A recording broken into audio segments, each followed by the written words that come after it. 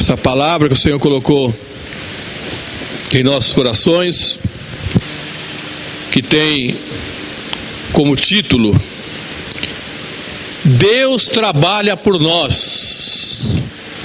Você pode repetir isso? Deus trabalha por nós. Ele está trabalhando por nós, amados. Em meio a todo o caos, Ele está trabalhando por você. Ele está trabalhando em você. Inicialmente eu quero ler no versículo 4, que diz assim: desde os tempos antigos ninguém ouviu, nenhum ouvido percebeu, e olho nenhum viu outro Deus além de ti, que trabalha para aqueles que nele esperam.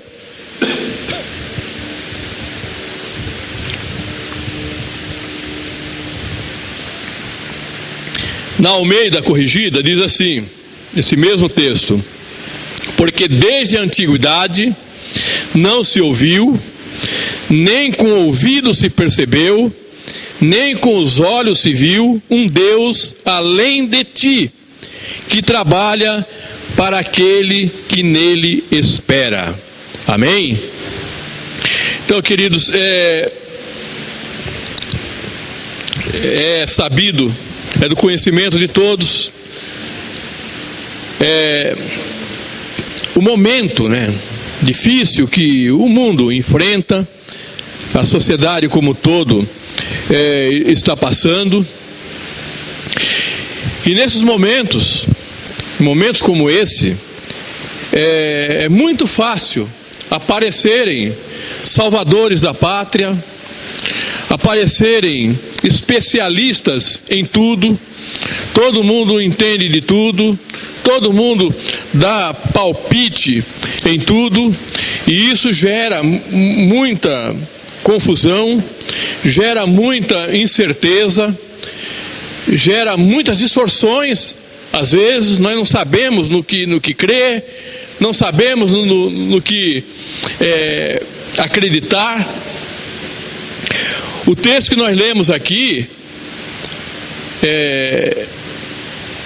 todo o contexto aqui de Isaías, de Jeremias, dos profetas aqui, quase todos, falam de um momento terrível do povo de Deus, que por desobediência, que por rebeldia, pela idolatria, sofreram bastante.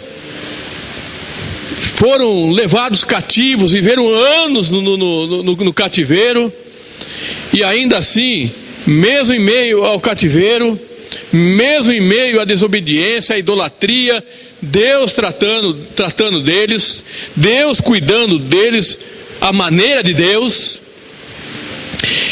E mesmo naquele momento apareciam sempre alguém com soluções, alguém com palpites, com contestações.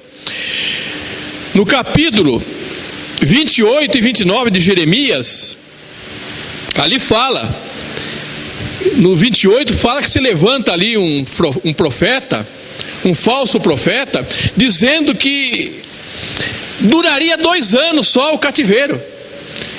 Não, isso aí não é nada. 2 anos o templo vai ser reconstituído, tudo voltará ao normal. Esse profeta depois contesta Jeremias, ele acaba sendo morto depois, porque na verdade o plano de Deus não era esse, não era Deus que estava falando aquilo, e ele falava em nome de Deus, ele dizia: assim diz o Senhor, em 2 anos tudo estará resolvido e tudo estará acabado. E Jeremias vem, e Deus, através de Jeremias, diz o seguinte: olha, construam suas casas, estabeleçam aqui no lugar, criem famílias, porque esse cativeiro vai demorar 70 anos. 70 anos não será somente 2 anos. Por que eu estou dizendo isso? Eu estou dizendo isso exatamente para embasar o que eu falei, que no meio do caos, no meio da dificuldade, nós precisamos estar atento a quem nós ouvimos. O pastor Marcelo citou isso aqui na pregação passada, estava inclusive na lição da célula. Nós precisamos saber a quem estamos ouvindo, as vozes que estão ao nosso redor, porque vem muitas vozes que às vezes até parecem e dizem ser de Deus e não são. Então, nesses momentos como esse, nós precisamos ouvir a Deus, nós precisamos ouvir de Deus, nós precisamos ouvir do Senhor. Nós estamos vivendo um momento, amados, de muita idolatria também, a exemplo do passado. Nós estamos vivendo um momento de muito afastamento de Deus. Nós estamos vivendo um momento de falsas projeções, de falsos diagnósticos. Nós estamos vivendo um momento onde existe toda sorte de pecado, toda sorte de engano. Esse é o momento que nós estamos vivendo. E aqui no capítulo 64, nós não lemos todo no início, mas eu queria fazer algum comentário nesse capítulo.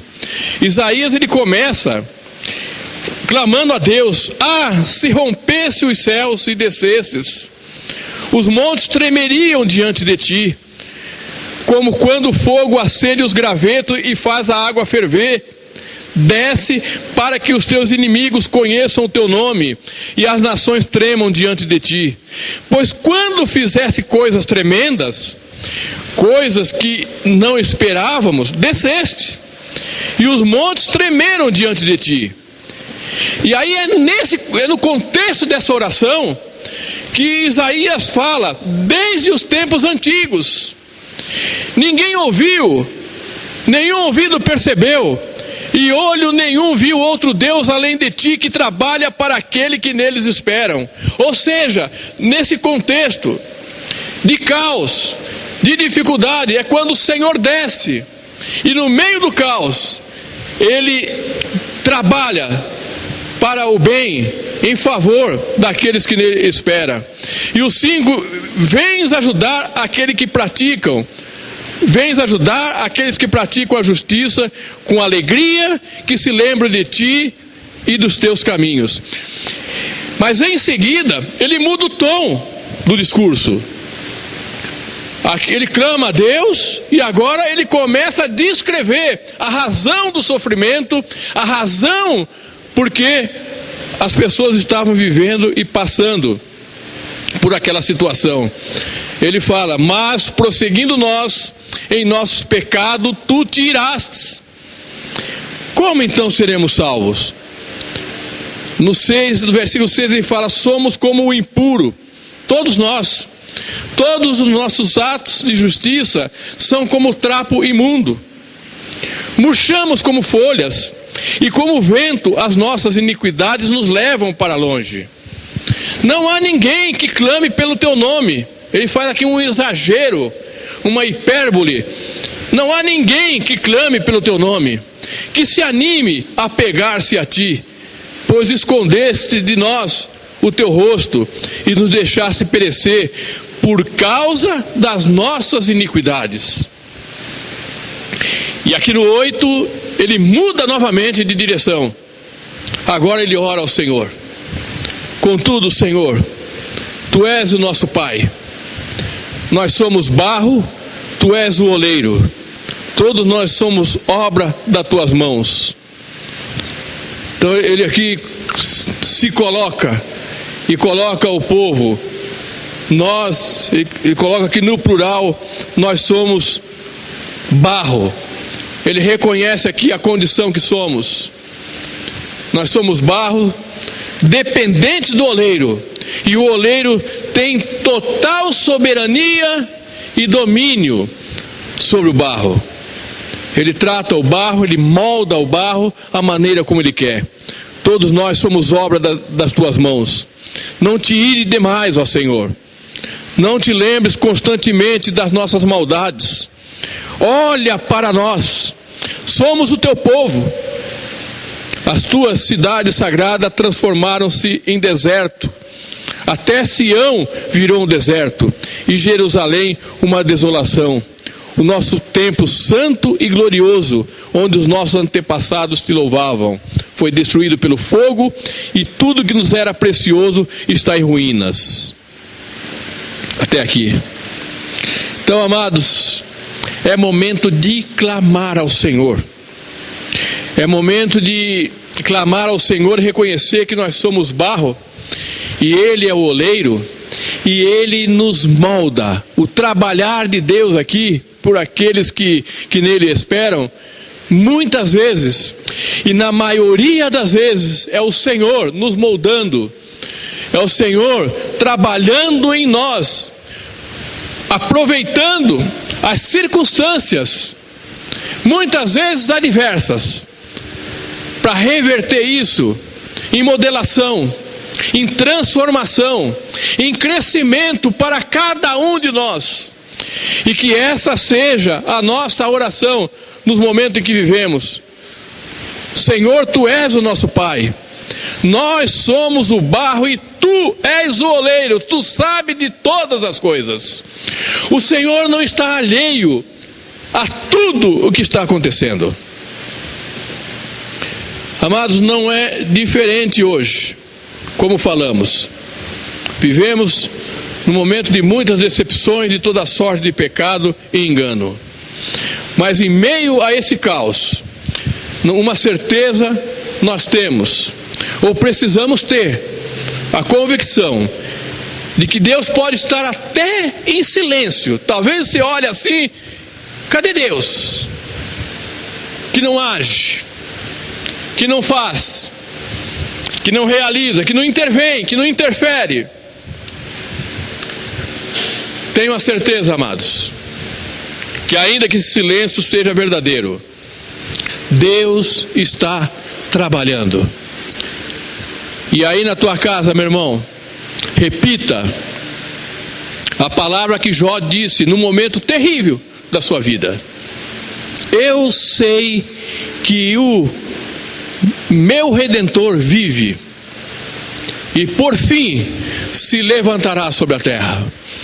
Repita essa palavra, repita com fé, creia nisso, que o nosso Redentor está vivo, e em algum momento Ele vai interferir, e em algum momento Ele vai intervir, e Ele já está intervindo, talvez em você, talvez em mim, trabalhando na minha vida. Amado, 64 de Isaías, versículo 4, capítulo 64, versículo 4, no caos em que estamos vivendo, é um versículo que faz total sentido para nós. Deus sempre trabalhou, desde a criação, Ele sempre trabalhou em favor, em nosso favor. Foi assim no Éden. Quando a gente vê a passagem ali no Éden, ali, de tudo que aconteceu, a gente vê Deus não desistindo de seus planos, de seus projetos, e trabalhando em favor do homem. Foi assim no dilúvio, quando Deus pede para construir, Noé construir uma arca, e havia uma expectativa, uma grande arca, que muitos entrassem ali, mas somente a família de Noé entrou, mas Deus estava ali trabalhando. Foi assim no Egito, que um povo ali escravo, cativo, e Deus, através de Moisés, interviu trabalhando ali em favor dos seus.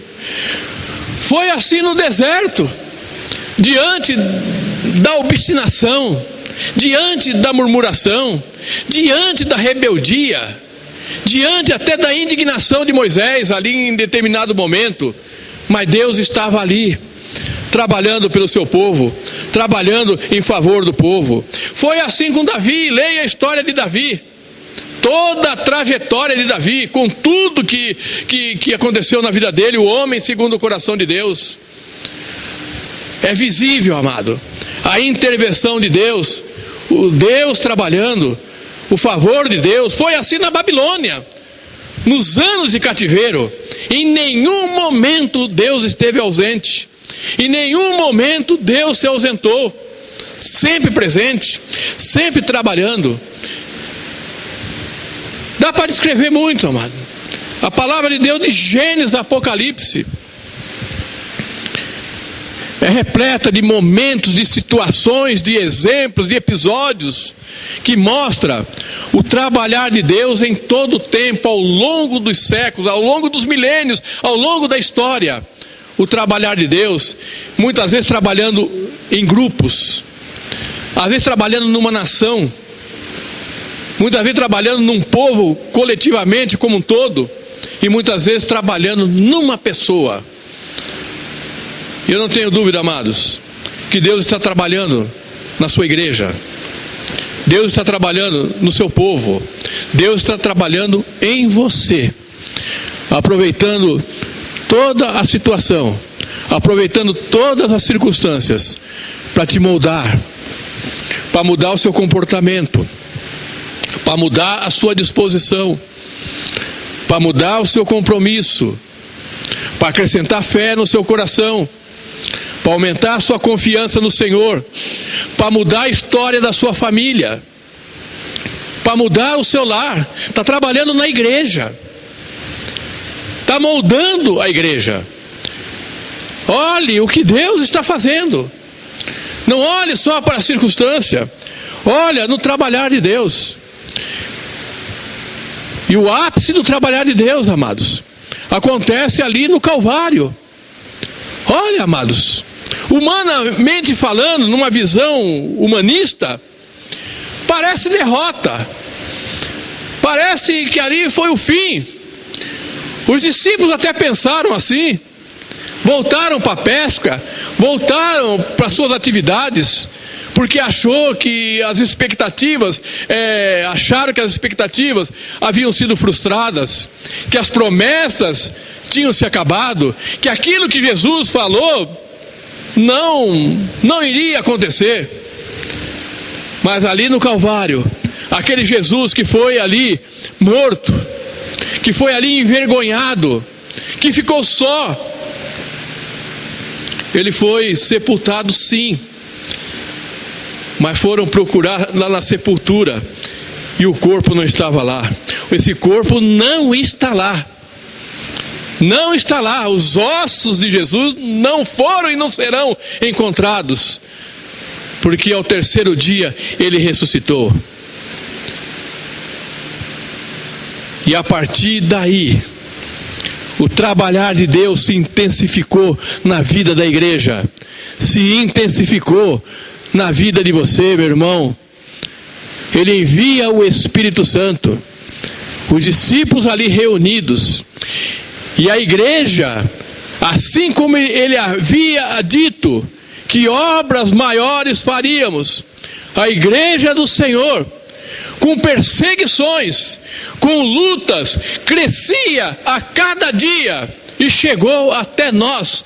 Chegou até você, o Evangelho chegou até você, a salvação chegou na tua vida, a salvação chegou até você, a vida eterna prometida pelo Senhor nos alcançou. Nós fomos feitos filhos de Deus, porque cremos na promessa, porque nós cremos no Senhor. Mas, amados,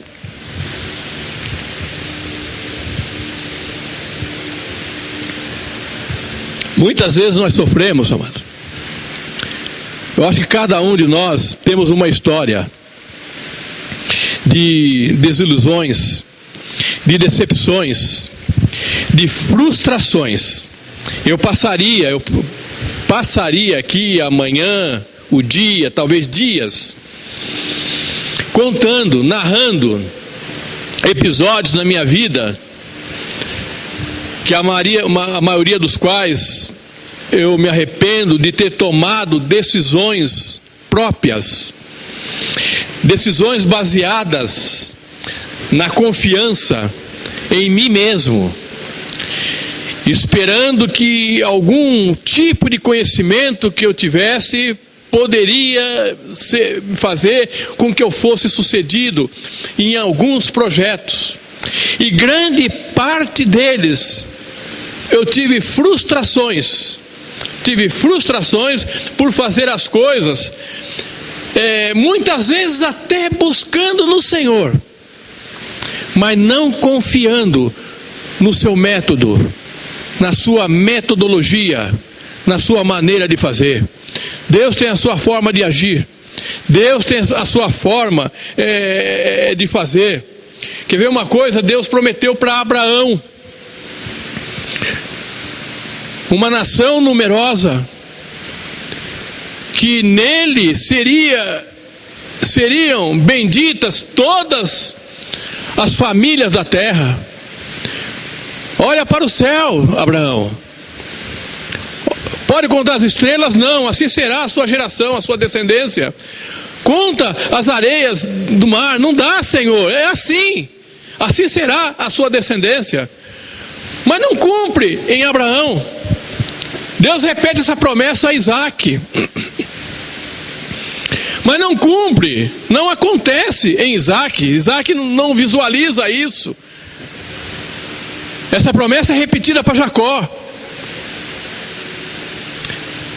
E Jacó, que tem ali os seus filhos, e acontece ali o episódio de José, que Deus mostra para ele sonhos que ele conta ao pai, conta aos irmãos, e desperta nesses o ciúme. Vendem José ao Egito. José passa por tudo que passou, até ser elevado à segunda pessoa de Faraó. E aí você pergunta, por que você está dizendo isso? Porque a promessa feita a Abraão, ela precisava se realizar, ela precisava acontecer, e Deus iria realizar, e Deus iria fazer.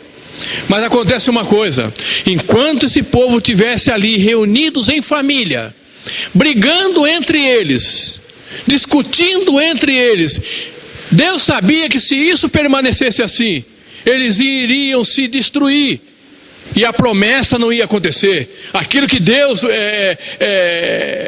havia prometido a Abraão, a Isaac e Jacó, não aconteceria. Então Deus permite que tudo isso acontecesse, para que José fosse levado ao Egito, e lá no Egito ele fosse levado na condição em que foi colocado, para que uma grande fome tomasse conta do mundo de então, para que assim a família de Jacó fosse levada ali para o Egito, e ali no Egito fosse feito cativo, e ali no cativeiro um inimigo comum surgisse, acontecesse, para que eles parassem de brigar entre si, e agora focasse que tinha um inimigo comum para que eles brigassem. E aí inicia o crescimento de uma grande nação. É o trabalhar de Deus, é o método de Deus. Deus poderia fazer de outra forma tão diferente, sem ter que seguir todos esses caminhos, mas aprove a Deus fazer dessa forma. A gente vê a trajetória de Moisés e Josué. Depois, já esse inimigo comum estabelecido, havia necessidade, agora Deus quer tirar do Egito, quer tirar esse povo dali, e levar para uma terra que o Senhor falou que manava leite e mel, estabelecer essa nação ali, o povo que Deus escolheu. Então havia necessidade da saída. Mas olha, amados, a trajetória de Moisés e de Josué, até atravessar o Jordão e estabelecer na terra que Deus havia prometido. Em todo esse momento, com toda a rebeldia, com toda a murmuração, Deus esteve trabalhando. A maior parte desse povo que saiu do Egito não entrou, a grande parte não entrou na terra, mas Deus preparou um remanescente que entraria na terra juntamente com Josué e Calebe, e a nação ali realmente estabelecida, e iniciaria a sua trajetória como nação de Israel. Veja a trajetória de todos os profetas. Olham, por exemplo, Jonas, para que Deus perdoasse, para que Deus ali olhasse com clemência ali para uma nação, Ele envia um profeta e permite que esse profeta o questione. Permite que esse profeta fuja da sua atribuição. Deus vai falar inclusive com um peixe, ao invés de falar com o profeta, e faz com que esse profeta volte a essa cidade. E Deus que disse que iria destruir aquela cidade, o Senhor o perdoa diante quando esse povo se humilha diante de Deus e reconhece o Senhor ali, no pó e cinza, toda a nação jejuando, inclusive os animais. E Deus que disse que iria destruir, perdoa, poupa a cidade terrível de Nínive. E olha, amados, para que eu hoje estivesse aqui, para que você hoje estivesse aqui, para que nós tivéssemos uma esperança que temos, para que nós tivéssemos o Espírito Santo habitando em nós.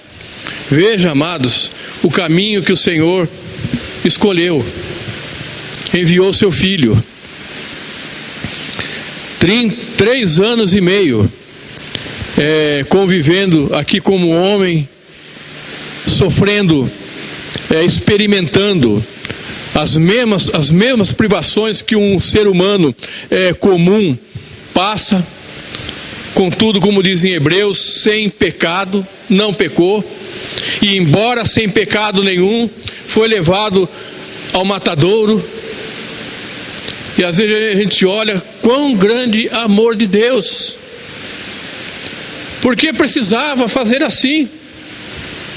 Qual a necessidade de que fosse dessa forma? Talvez a gente faça esses questionamentos, mas aprove a Deus fazer dessa forma. Seu único filho, naquela cruz maldita, naquela cruz horrível, o Senhor foi colocado ali por mim e por você. É o ápice do trabalhar de Deus, é o ponto culminante do trabalhar de Deus. Mas Ele trabalha sempre através da sua própria metodologia, dos seus próprios métodos. E para nós alcançarmos alguma coisa, inclusive no nosso cotidiano, naquilo que nós queremos, naquilo que nós pedimos a Deus. Quantas coisas nós pedimos a Deus, quanto clamor, quantas expectativas no agir de Deus em nossas vidas, e quanto agir não são muitas vezes frustrados. E são frustrados, sabe por quê? Porque nós não entendemos isso, que Deus tem a sua maneira correta, própria de trabalhar. E para que aquilo que nós pedimos a Deus, para que as nossas expectativas no Senhor sejam de fato alcançadas, se faz necessário que cada um de nós confie na sua metodologia. A metodologia de Deus pode acontecer, a resolução, em um dia, em alguns momentos, mas às vezes a resposta de Deus dura anos. Há muitas coisas que eu espero em Deus e confio que Ele fará, mas que ainda não se realizou. Não sei quando se realizará, mas uma coisa eu sei: vai se realizar. Mas eu preciso esperar no Senhor, um Deus que trabalha desde os tempos antigos. Ninguém ouviu, nenhum ouvido percebeu, e olho nenhum viu outro Deus além de ti, que trabalha para aqueles que nele esperam. Por exemplo, amado, em Êxodo, no capítulo 3, no versículo 8, Deus diz para Moisés o seguinte: olha, eu tenho visto a aflição do meu povo, e eu vou descer e vou livrar o povo dessa aflição. Ele diz isso no capítulo 3, versículo 8 de Êxodo. Mas você vai mais um pouquinho para frente, no versículo 10, ele ainda conversando, dialogando com Moisés, ele diz assim para Moisés: vá, eu te envio. Então aqui, amado, é outra característica do trabalhar de Deus. Se a gente olhar a Bíblia em toda a sua história, desde Gênesis até Apocalipse, na grande maioria das vezes, houve momentos que Deus individualmente interviu, mas na maioria das vezes Deus age com a participação nossa, com a participação humana, com a participação do homem. Ou seja, Deus trabalha em nós e Deus trabalha através de nós. Então aqui ele diz no versículo 8 do capítulo 3 que ele vai livrar. Eu desci para livrar o meu povo. Mas no 10 ele diz: vá, Moisés, é através de você. E nós, amados, nós precisamos. Moisés fez ali todos os questionamentos, mas não teve jeito. Foi ele que teve que ir. A cada questionamento Deus repreendia e dava um contraposto ali. E foi Moisés que foi. Querido, se Deus quer trabalhar na sua vida, se Deus tem um plano a realizar através da sua vida, Ele vai trabalhar. Se Deus decidiu trabalhar através de você, Ele vai trabalhar. Então confia nele, confia nos métodos de Deus trabalhar. Porque apesar de todos os questionamentos e medos de Moisés, a tarefa que Deus tinha dado para ele se realizou. Não finalizou com ele, mas ele estabeleceu ali Josué, que deu continuidade à obra. Então, amados, nós precisamos ser obedientes, nós precisamos ser sensíveis à direção de Deus e dispostos a permitir que Deus trabalhe em nós e através de nós. Outra coisa aqui, Deus, Ele não irá dividir a sua glória. A palavra de Deus diz que Ele não divide a glória dele com ninguém.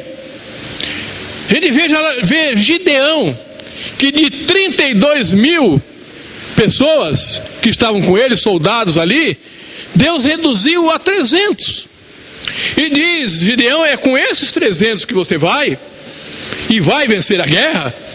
Porque se eu deixar você com 32 mil, se eu deixasse com 32 mil, você ia ganhar a guerra, e ia dizer que ganhou a guerra através dos seus recursos. Mas com 300 homens, né, o impossível, o inusitado, você vai saber que foi a minha mão que venceu a guerra. Amados, muitas vezes os recursos são tirados de nós. Muitas vezes Deus permite que os nossos recursos, que a nossa capacidade, a nossa força seja tirada, para que a gente compreenda que Ele realmente agiu em nós e através de nós, que foi o Senhor que fez. No livro de Neemias,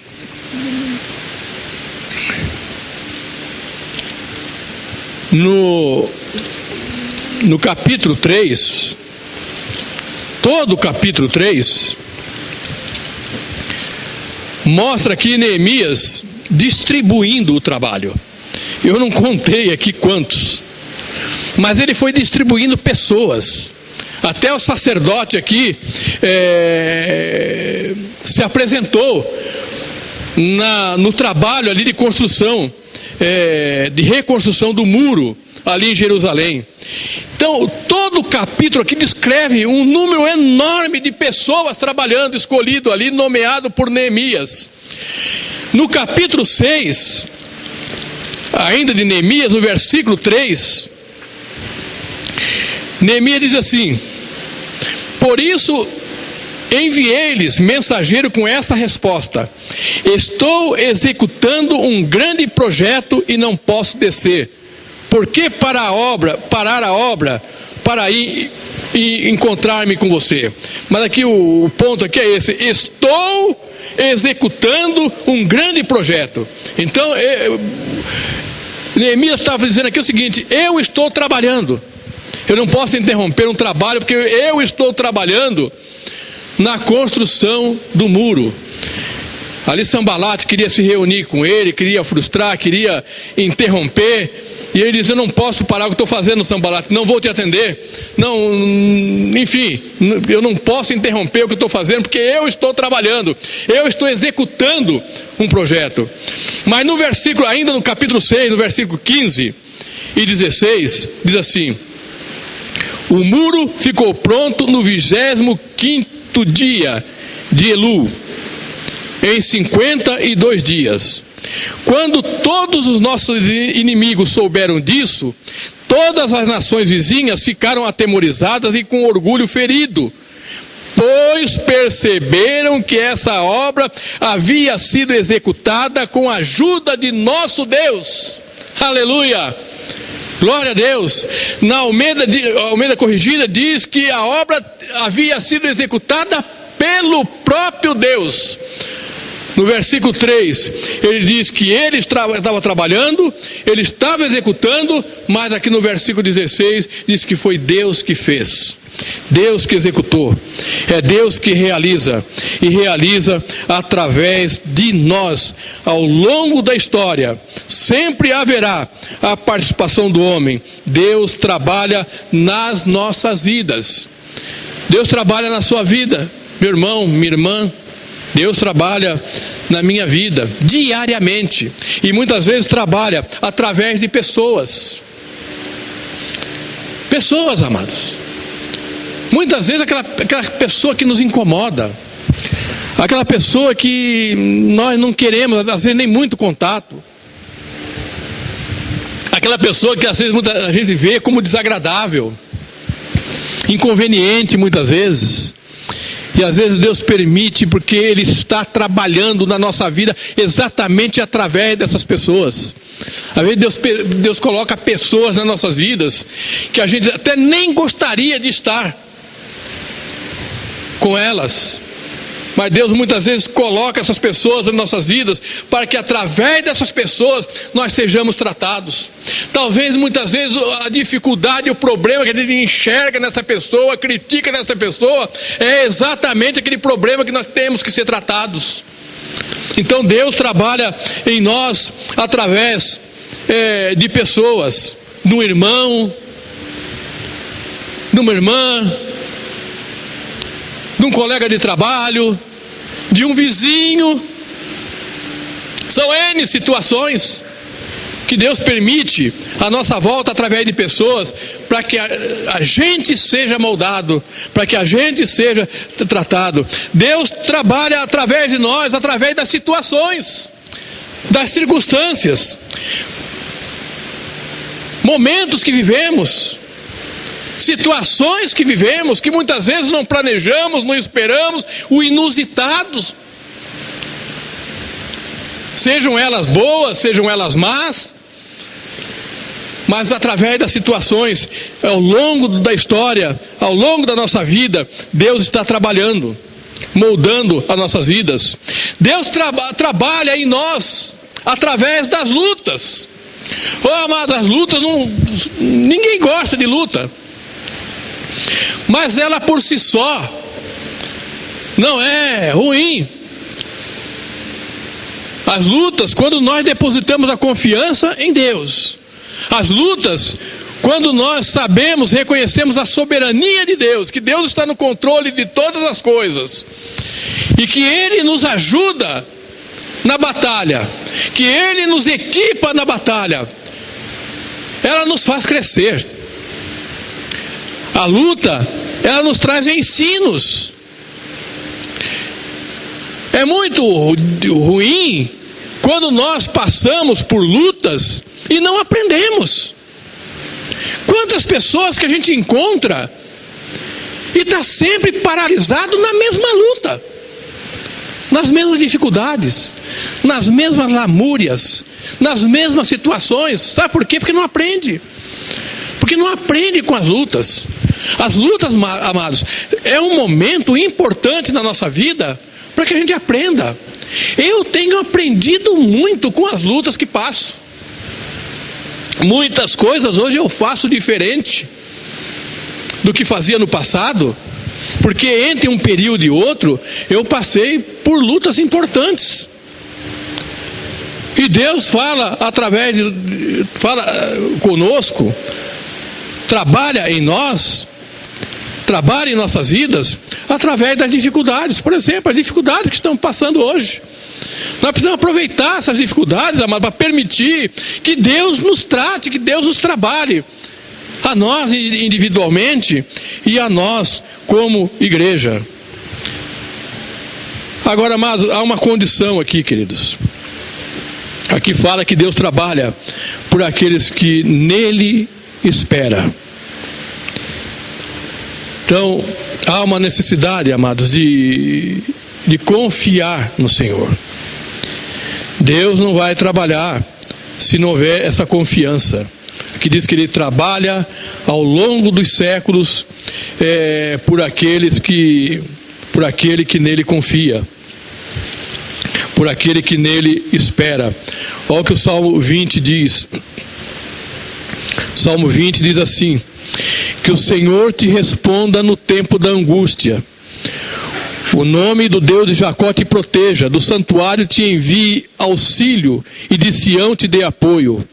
Lembre-se de todas as tuas ofertas e aceite os teus holocaustos.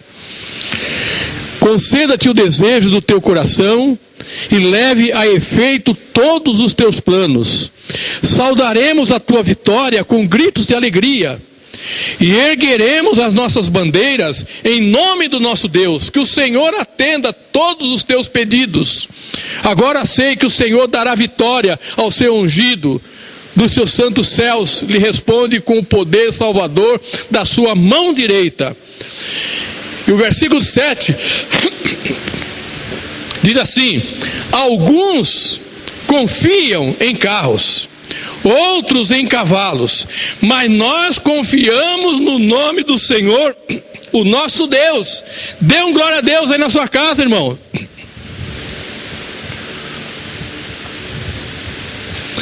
Uns confiam em carros e outros em cavalos. Isso aqui é um salmo de Davi. Davi era homem de guerra. E numa guerra, muitas vezes, Davi não tinha os recursos que as outras nações tinham. E ele faz essa declaração. Alguns depositam a confiança nos seus recursos, a confiança nos carros, a confiança em cavalos, em outros deuses. Mas nós, igreja do Senhor, nós confiamos no nome do Senhor, o nosso Deus. E o 8 diz assim: eles vacilam e caem, mas nós nos erguemos e estamos firmes. Glorifique a Deus aí, aleluia. Dê um glória a Deus. Então, amados, é necessário confiar. E já aqui, amados, partindo já para a conclusão, Deus nunca interrompeu o seu trabalho. Você está feliz, querido? Você está alegre? Deus está trabalhando. Você está triste? Você está abatido? Está meio confuso? Você não está entendendo nada?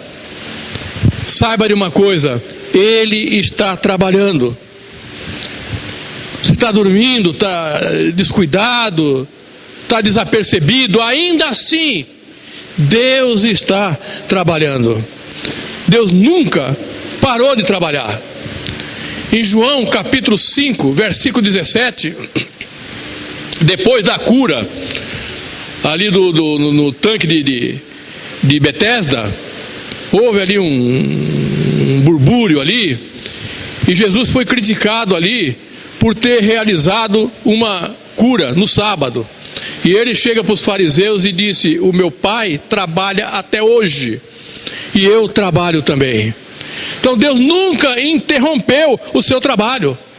Ele trabalha até hoje. E Jesus disse para a igreja que obras maiores nós faríamos. Porque Jesus e Deus continua trabalhando na igreja hoje. E continua trabalhando através da igreja. O Deus da antiguidade, citado lá em Isaías, a gente poderia dizer que é o Deus da eternidade. Então ele não trabalhou somente na antiguidade, ele trabalha eternamente. É um Deus ativo, eternamente. Paulo parafraseia o Isaías 64, versículo 4, na primeira carta aos Coríntios, no capítulo 2, versículo 9. Ele diz assim: todavia, como está escrito, olho nenhum viu, ouvido nenhum ouviu, mente nenhuma imaginou o que Deus preparou para aqueles que o amam. Olho nenhum viu, ouvido nenhum ouviu, mente nenhuma imaginou o que Deus preparou para aqueles que o amam. Você ama o Senhor? Você ama a Deus? Talvez você não esteja vendo, talvez você não visualize, mas é algo poderoso que Deus está preparando para você. É algo poderoso que Deus está preparando para a igreja. Então confie no Senhor. O Salmo 115 fala que o ídolo, o Deus dos homens, aquele que os homens escolheram, eles têm mão, mas não apalpam, tem boca, mas não falam, narizes, mas não cheiram, ouvidos, mas não ouvem, tem pés, mas não andam, olhos, mas não enxergam, não veem. E aí, lá no Salmo 115, que devem se tornar iguais a eles, aqueles que os fazem e o adoram. Mas nós, amado, igreja do Senhor, nós cremos e servimos, confiamos e esperamos naquele Deus que desde a antiguidade, aquele Deus que em toda a eternidade trabalha em favor daqueles que confiam nele e daquele que nele espera. Espera no Senhor, querido. Confia no Senhor. Está difícil? Tá. Estamos passando por um momento, inclusive, de medo, como disse o pastor Marcelo na semana passada aqui. O medo ele existe, a preocupação é legítima, mas nós não podemos nos paralisar com isso. Nós precisamos confiar no Senhor, depositar a nossa confiança no Senhor. E eu deixo aqui, amados, algumas aplicações.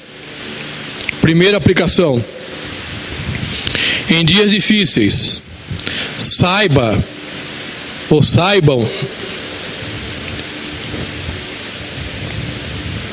que as adversidades atingem a todos, justos e injustos. Assim como Deus envia sol e chuva para justos e injustos, também as dificuldades e as adversidades atingem a todos.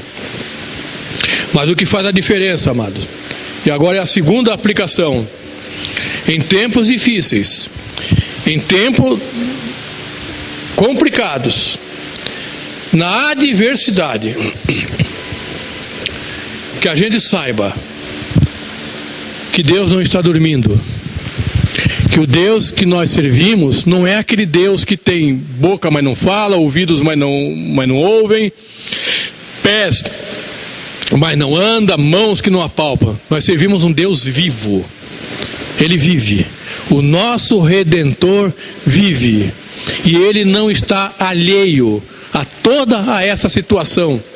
Ele tem o controle. Ele tem soberania sobre tudo e sobre todos. E confie nele, espera nele.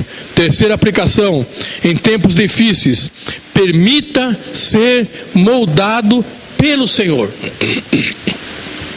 Na adversidade, na luta, na dificuldade, nas privações, confia no Senhor. Espera no Senhor, porque Ele está trabalhando em teu favor. Ele está trabalhando em você. Permita, como um barro permite ao oleiro moldá-lo. Eu sou barro, você é barro e Deus é o oleiro.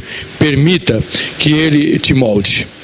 E última, em tempos difíceis, seja relevante, meu irmão.